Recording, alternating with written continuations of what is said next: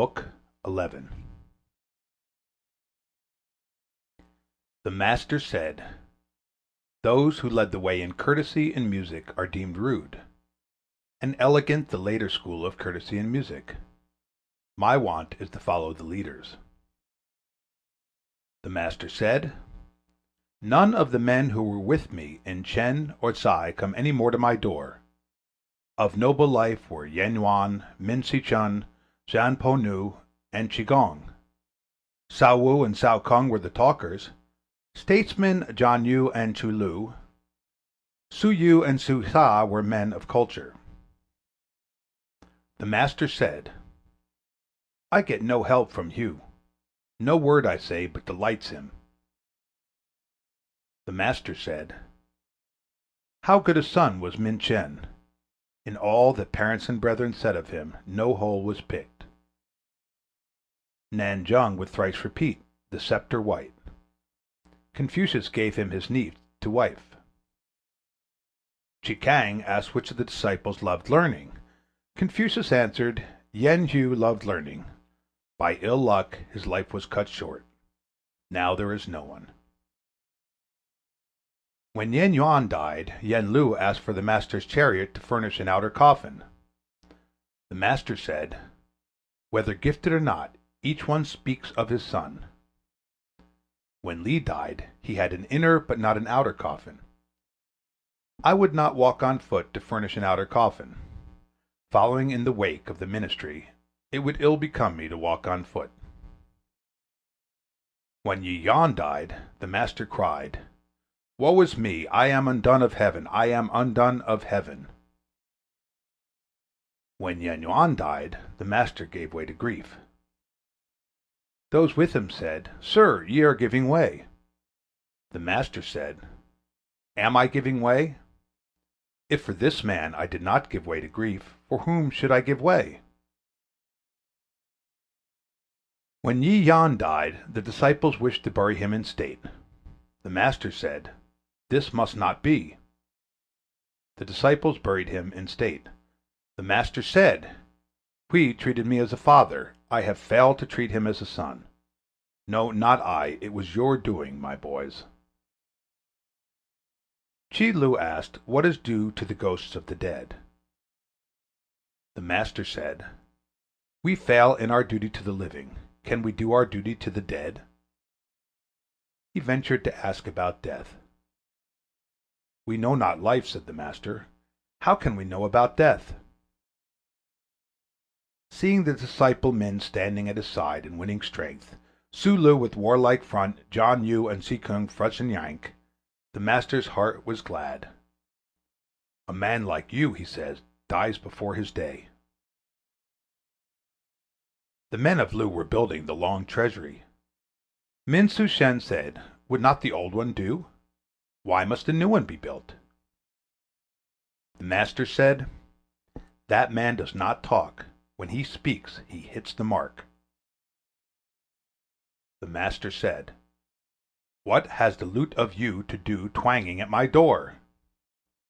But when the disciples began to look down on Su Lu, the master said, "Yu has climbed to the hall, though he has not passed the closet door."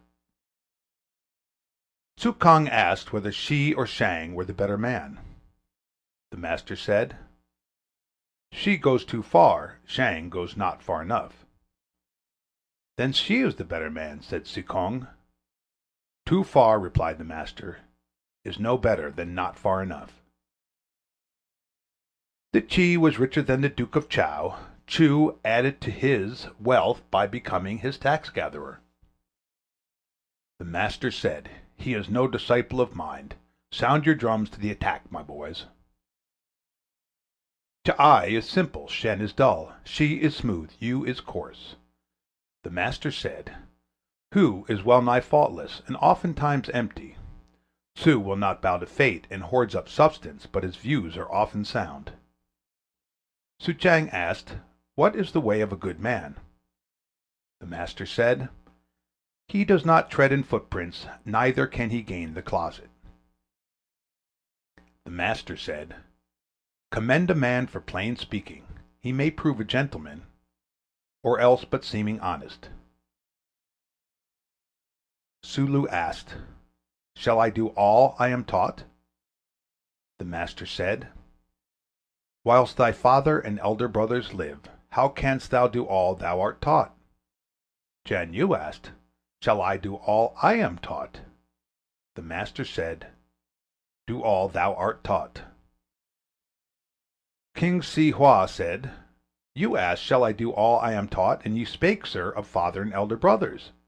Chiu said, Shall I do all I am taught? And ye answered, Do all thou art taught. I am puzzled, and make bold to ask you, sir." The master said, "Chiu is bashful, so I egged him on. Yu has the pluck of two, so I held him back." When fear beset the master in Kuang, Yen Yan fell behind. The master said, "I held thee as dead." He answered, "While my master lives, durst I brave death?" Chi Suan John asked whether Shi Yu or Jian Chu could be called statesmen. The master said, "I thought you would ask me some riddle, sir, and your text is Yu and Ju. A minister who does his duty to the king, and withdraws rather than do wrong, is called a statesman. As for Yu and Chu, I should call them tools." "Who would do one's bidding, then?" "Neither would they do your bidding," said the master. "If bidding slay king or father." Su Lu had Su Ka made governor of Pai. The master said, "Thou art undoing a man's son." Su Lu said, "What with the people and the guardian spirits, must a man read books to come by knowledge?"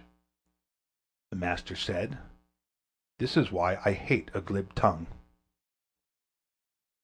The master said to Su Lu, Tsang Hai, Zhang Yu, and King Si Hua as they sat beside him, "I may be a day older than you, but forget that. Ye are wont to say, 'I am unknown.' Well, had ye a name, what would ye do?"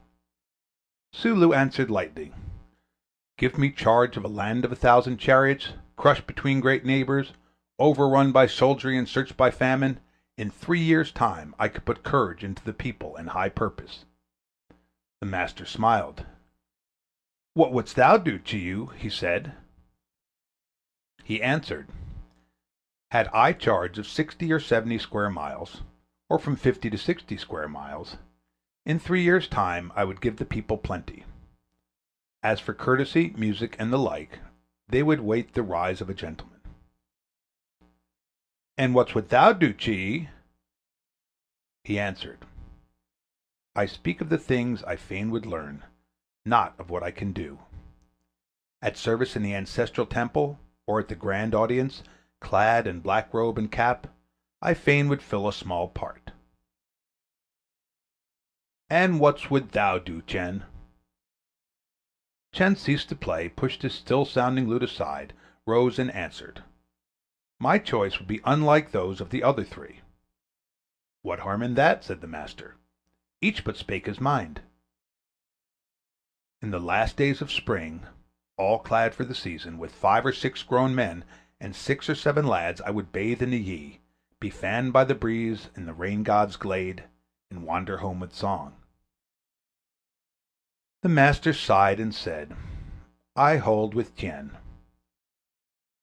Chen Si stayed after the other 3 had left, and said, "What did ye think of what the others said, sir?" "Each but spake his mind," said the master. "Why did you smile at you, sir?" "Lands are swayed by courtesy, but what he said was not modest. That was why I smiled." "But did not Chiu too speak of a state?" "Where could 60 or 70 square miles be found, or from 50 to 60, that are not a state?"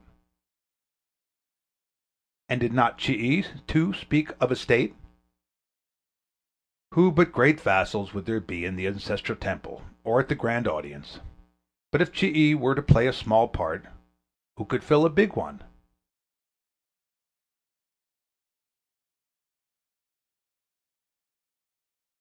End of Book 11. Recorded by M. L. Cohen, Cleveland, Ohio, January 17, 2007.